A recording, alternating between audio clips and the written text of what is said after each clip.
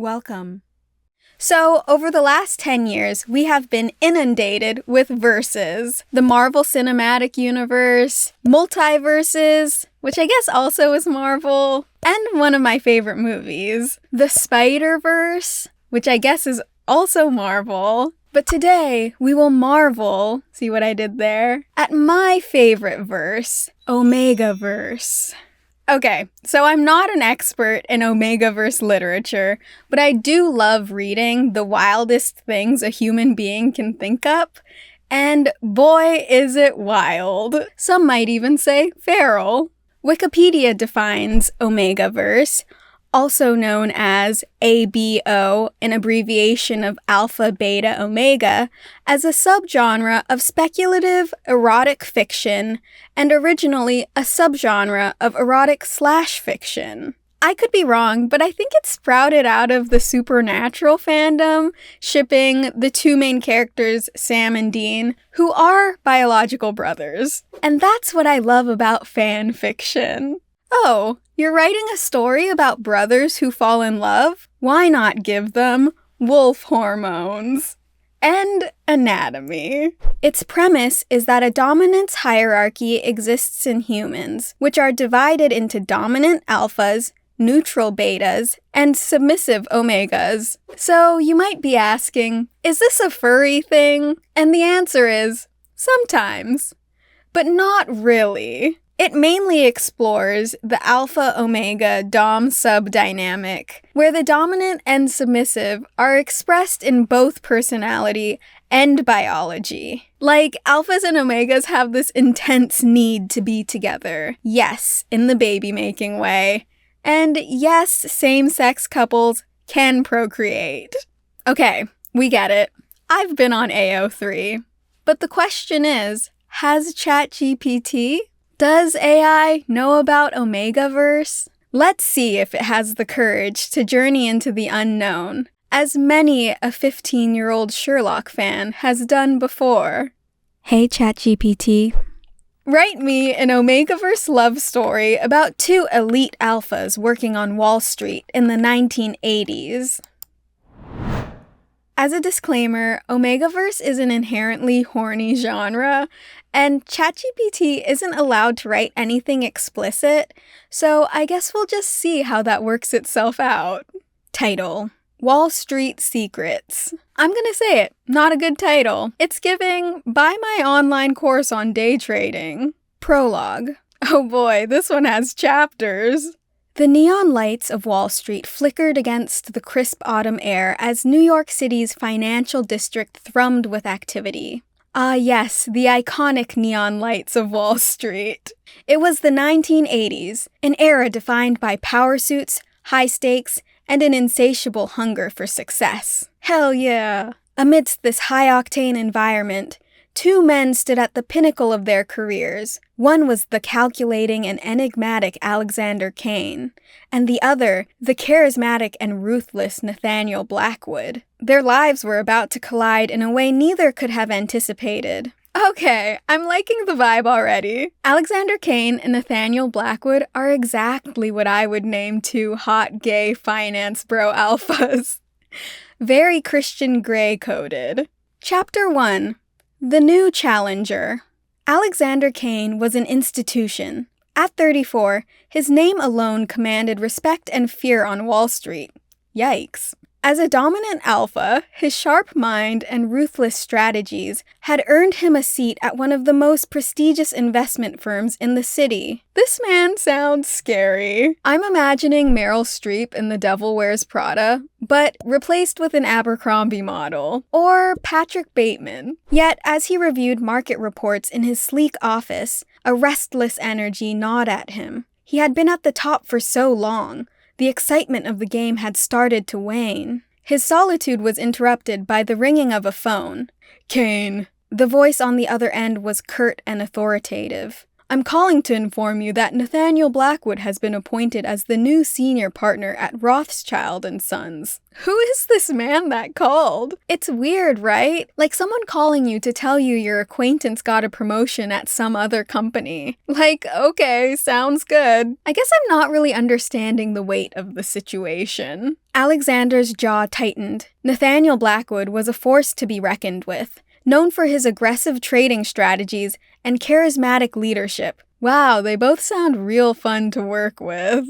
The announcement was both a challenge and an opportunity. Alexander had always seen himself as the unassailable king of Wall Street, but now a new contender was set to shake things up. Wait, I'm confused. Do they both work at Rothschild & Sons? If not, how is Nathaniel a new contender? I feel like if they worked at competing firms, are there competing firms on Wall Street? Nathaniel would already be on Alexander's radar. I guess I don't really know what makes someone the king of Wall Street. I do, however, know what makes someone the wolf of Wall Street.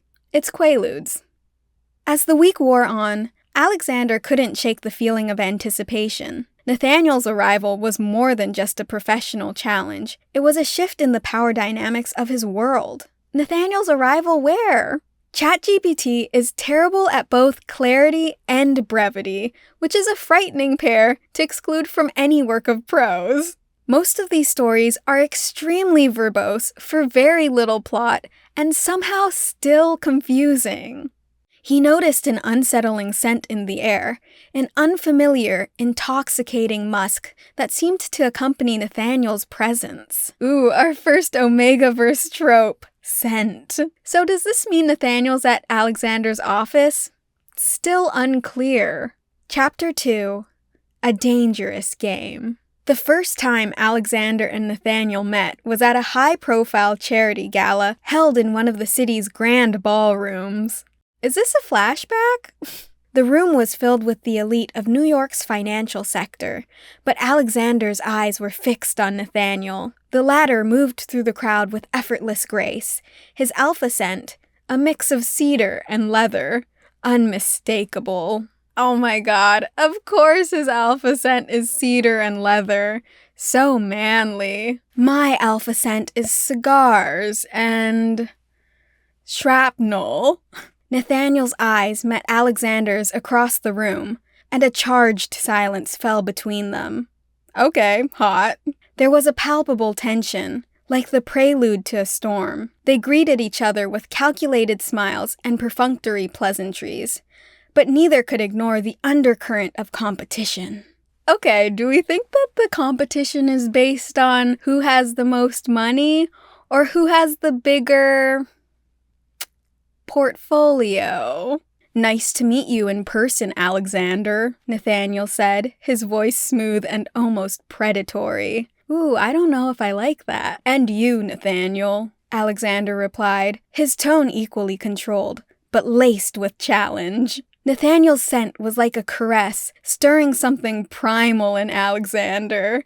The attraction was undeniable, but laced with rivalry. Their interaction was electric, filled with unspoken challenges and an unexpected charge of attraction. Just a couple of super horny men locked in passionate rivalry. Sounds like a typical day on Wall Street.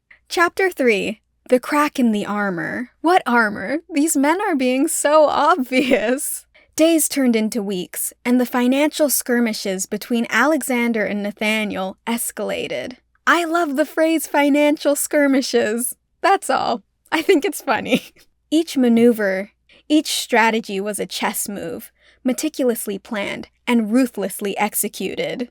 Skirmish and meticulous strategy really evoke different imagery. It makes it sound like they planned something really complicated, cool, and collected, but once they're face to face, it devolves into like a physical tussle, like two little boys on a playground.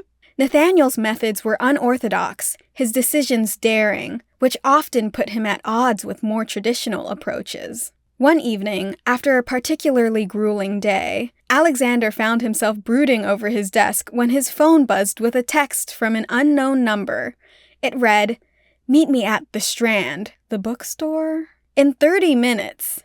N." Okay, so I think the last chapter was not a flashback, which means their working relationship is still unclear. But I think this implies that they don't work for the same company. Reluctantly intrigued.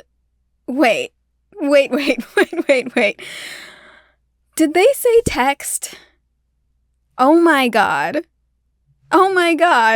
I totally missed that. This is the 80s. ChatGPT, did you forget that already? Reluctantly intrigued, Alexander found himself standing in the corner of the upscale bar. Oh, okay, it's a bar. Where Nathaniel was waiting with a glass of scotch. Nathaniel's eyes held a mixture of mischief and something else. Perhaps a hint of vulnerability. Where is this coming from? You look like you could use a break, Nathaniel said, sliding a glass of scotch towards Alexander. Alexander took a drink, his gaze never leaving Nathaniel's. And you think you're the one to provide it? How crazy would it be if it was poisoned? Or going with more of a Omegaverse trope, an aphrodisiac. ChatGPT would never have the balls to do that. Nathaniel's scent was stronger here, a blend of musk and spice that made Alexander's pulse quicken. Oh my. They spoke of their lives outside of the cutthroat world of finance, but the conversation was punctuated by a lingering tension. Nathaniel's rut cycle? For the uninitiated, that's like an alpha's period, but for procreation. In Omegaverse, alphas have ruts and omegas have heats. Yes, like literal cats. Guys, the biology and gender dynamics of it all is really something to unpack. Nathaniel's rut cycle, which began to stir within him, made his scent even more intense and intoxicating, making it difficult for Alexander to focus. I wish we knew why Nathaniel had a change of heart and decided to reach out to Alexander. And why are they suddenly being so open with each other? ChatGPT is always like, they were sworn enemies, and then nothing changed, but they decided to like each other. And so they got married. Great. Makes perfect sense. Oh my god, it's getting so hot in this closet. I'm sweating. I'm taking off the jacket. Yes, I shoot in my closet, if it wasn't already obvious. Chapter 4, The Unseen Bond. As the rivalry continued, so did their unexpected meetings. Their encounters became less about strategy and more about understanding. Were there encounters about strategy before? Do I just know nothing about Wall Street? Or does ChatGPT know nothing about Wall Street? The more Alexander learned about Nathaniel, the more he found himself conflicted. Nathaniel's ambition was matched by a genuine desire to make a difference. A quality Alexander respected, even if he wouldn't admit it. He wants to make a difference by being a Wall Street elite, a partner at one of the world's largest financial institutions. All he wants is to bring hope to the hearts of those sweet, downtrodden billionaires. Oh, sorry, it's the 80s, so probably multimillionaires. One evening, after a particularly intense board meeting, Nathaniel arrived at Alexander's penthouse. Ooh, things are heating up. The city lights painted the room with a soft glow, and the air was charged with a new kind of tension. Nathaniel's rut cycle was reaching its peak, causing his alpha scent to become even more potent. The rich, musky aroma filled the space, creating an atmosphere that was both alluring and overwhelming. Whoa, imagine walking into a room and stinking it up so bad that it creates an overwhelming atmosphere. That's literally my worst nightmare. I don't care if the other person likes it. Get me into the shower, stat. Nathaniel's gaze was intense as he approached Alexander, his control slipping as his rut intensified. You know, he said, his voice thick with the strain of his rut. Oh my god, we get it, he's in his rut. I never imagined I'd be standing here like this. Like what? Stinky? Alexander's eyes were drawn to Nathaniel's, seeing the raw need and vulnerability that he hadn't noticed before. Wait, I thought he saw Nathaniel's vulnerability at the bar. I guess he's even more vulnerable now. Nathaniel is being very baby girl. The boundaries between them had blurred, and the primal attraction between them surged. Yes, primal. If I know anything about Omegaverse, it's that these guys are feral. Feral for each other, but also just feral. Because they're wolves. Mostly metaphorically, but also sometimes they're actual wolves. Nathaniel took a step closer, his scent enveloping Alexander. Again, my nightmare. The intensity of the moment was undeniable, and Alexander's resolve weakened. Their kiss was an unspoken confession, a culmination of all the unacknowledged feelings that had simmered beneath the surface. I feel like we never got to know what simmered beneath the surface. I feel like it was mostly, he's hot, but I can't, because money?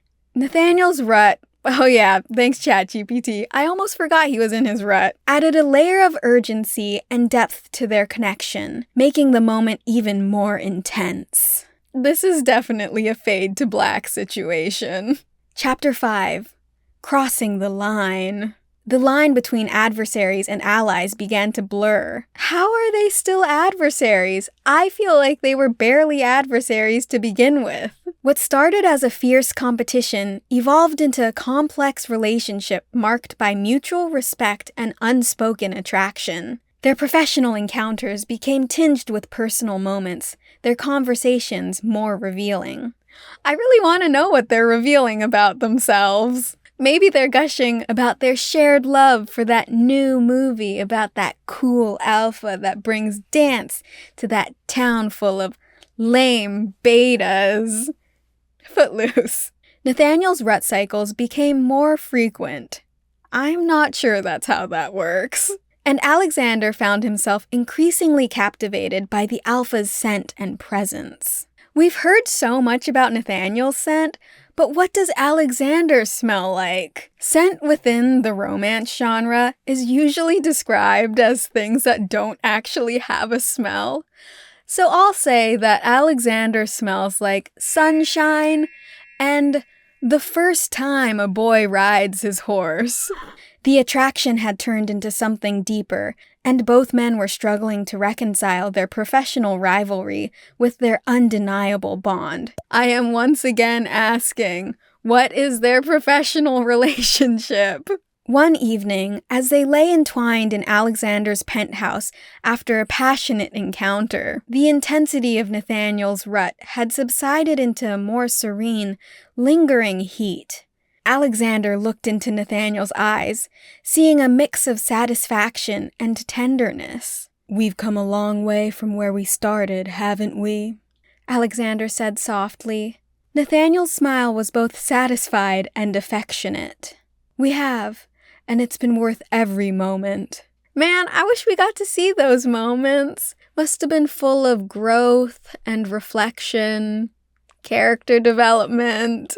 In the relentless world of finance, where power and ambition ruled, Alexander Kane and Nathaniel Blackwood found something that had transcended their competitive spirits. A love forged in the fires of their shared journey and their undeniable alpha connection. Just a bro loving a bro. Their story was one of tension and triumph. Was it one of tension? It feels like they smelled each other, then kissed, and then became boyfriends.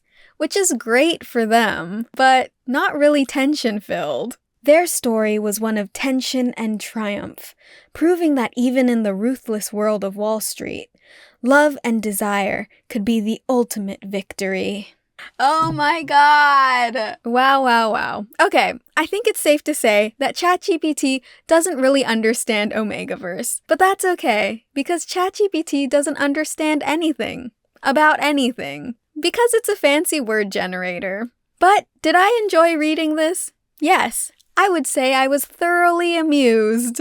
I like how weird it was. I feel like it captured how weird some actual men are to each other. Like that undercurrent of competition and dominance in every interaction. Take those not Omegaverse alpha male podcasts, for example, or how Donald Trump gives handshakes where he pulls the other person in to assert his superiority. As far as storytelling goes, though, this was not great. Basically, all character development and any sort of story arc happens off-page, which leaves only vibes to keep the reader engaged. Not great, but not surprising for AI-generated literature. But I was actually surprised that it knew what a rut was.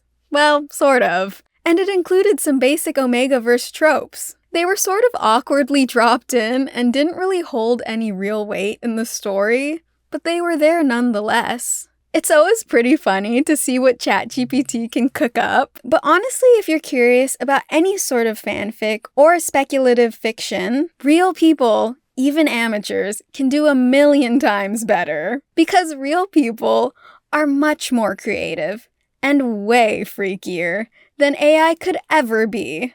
And this one gets a 5 out of 10.